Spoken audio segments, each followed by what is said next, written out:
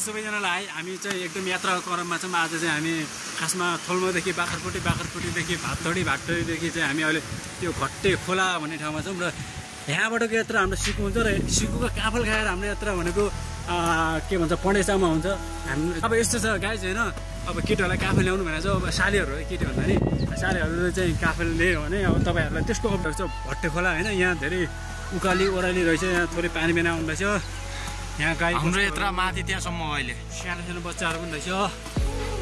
त्यो पानी पर्ला सुरु भयो लगाएर फाइनली थोल्मोबाट बाख्राकोटीबाट सिक्कुको रमाइलो समयलाई हेरेर आज दिनमा केटाहरू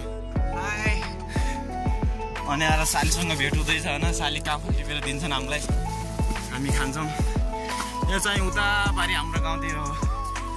सालीहरूसँग भेटौँ लागेको छ, सालीहरूलाई देखाउँछु।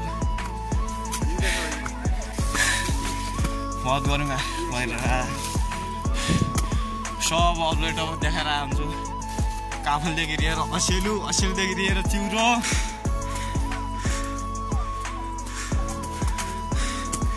यता कस्तो जङ्गल भागिरह्यो। सालीहरू यहीँ हुन न गाइजहरू, यस्तो रमाइलो छ ठाउँ। अनि पानी पर्ने ठाउँै छैन, यस्तो मरुभूमि जस्तो छ। अब नेताहरूले सुनिदिनु पर्यो, यो ठाउँमा पानीसानीको व्यवस्था गरिदिनु पर्यो। कुलकी हुन् ती पछिको सालीहरू होइन अगाडि।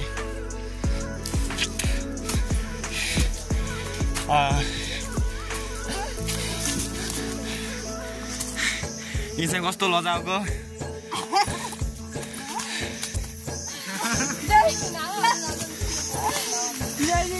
सही कुरा अरे हो र अहिले साली पेयर रोट्टा कुरा अरे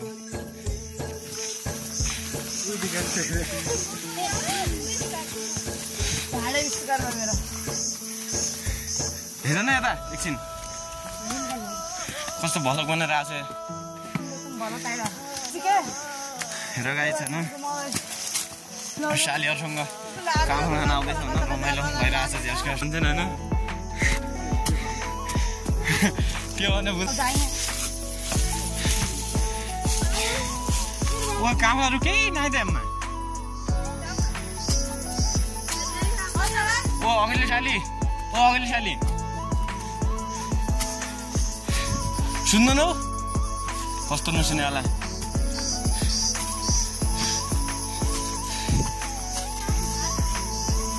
यो चाहिँ होइन बाँकी अरू चाहिँ आमा सिकाला जुन बिहोर बट्टा होइ जोइदिकन छोराछोरी भयो।